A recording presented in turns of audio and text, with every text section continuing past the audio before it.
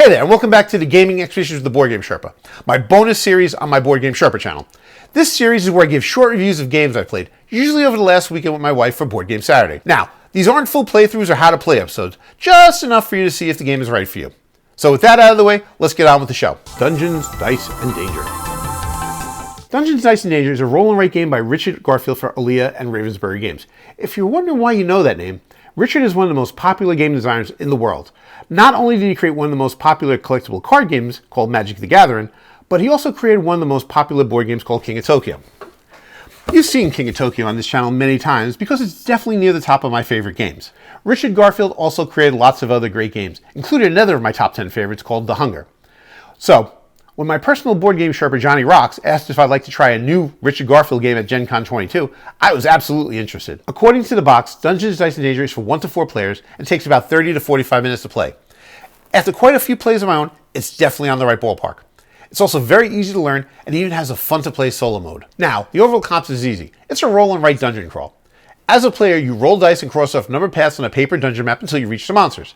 And then you roll dice to beat the monsters and pick up whatever treasures the dungeon may offer. Highest score after the first player beats their last monster wins. More specifically, for a multiplayer game, players are each given a dungeon sheet and a pencil. There are 4 different dungeon maps with different strategies for each, but each player in the same game gets the same dungeon. The current player, who's known as the active player, rolls 4 white dice and 1 black die. The active player chooses 2 pairs of dice from all of the 5 dice rolled and takes 2 sums of those pairs and scratches off 2 spaces on their dungeon map. They have to be either the green starting spaces or a space connected to a space they've already scratched out. At the same time, the other players, known as the passive players, are able to choose only the 4 white dice and make 2 pairs for them. And then they scratch off the associated spaces on their dungeon map, just like the active player. If a passive player wants to use the black die, they get 3 free shots to use it at the beginning of the game, and get more later if they choose that as a reward from a treasure. If an active or passive player cannot cross off 2 spaces on the board on their turn, they lose one of their life markers. And if they lose their last life, they're out of the game. But just like the black die, there are extra life options when you open a treasure chest. So you need to choose wisely. When it's time to fight a monster, there are usually 3 numbers on the monster box. 1 in black and 2 in white. The black one is the sum of your paired dice that will strike 1 hit on the monster. Each monster has a different number of health points. Now, if a player scratches off a gray space adjacent to the monster, they can then darken in the white number on the monster space related to the gray space number. Then, a player will get a hit on the monster with a paired dice sum with that darkened in number. It's a little confusing, but it makes sense when you start playing it. When a monster is killed, the player who first killed it announces it to the rest of the players. The killing player gets the first reward, and all the other players scratch off that reward so they won't forget that they get a smaller reward when they eventually kill that monster. However, every other player automatically gets 1 hit on that monster on their sheet. When any of the players kill all their monsters, the game is over. All victory points and reward points are summed up, and lost life points are subtracted from that. And highest number wins. There's a few nuances to the game, but that's the main gist of it. Each of the 4 dungeons in this game have the basic same rules, but different ways to score points and fight monsters. For example, the Defiant Dinosaurs map, you need to have 2 hits on the monster in each turn to leave a mark. It's a tough dungeon to beat for sure.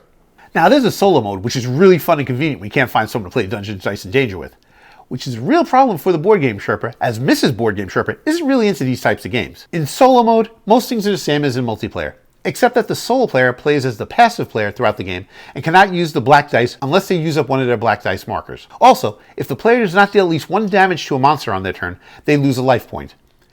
It turns the life point meter into a timer, so players can't dilly-dally collecting treasures without fighting monsters. But there is a benefit: you don't have to subtract life points from your victory points at the end of the game. I'll let you explore the game on your own, but I really enjoy playing Dungeons, Dice, and Danger. It's a great game to play in a small space. I usually play solo on the couch using the box bottom as my writing surface and the flipped box top to roll the dice. And my Godzilla cat can nap on my legs while I play without disturbing him. The manual is really easy to follow, and the components are simple. There's 5 dice, 4 pencils that were already sharpened, and a pad of 200 2-sided dungeon maps, 50 for each of the 4 dungeons. And that leads to really my only complaint about this game.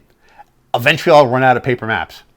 Granted, that also means I've played this a lot, so it's probably not a real complaint. And I guess I could just Xerox them then.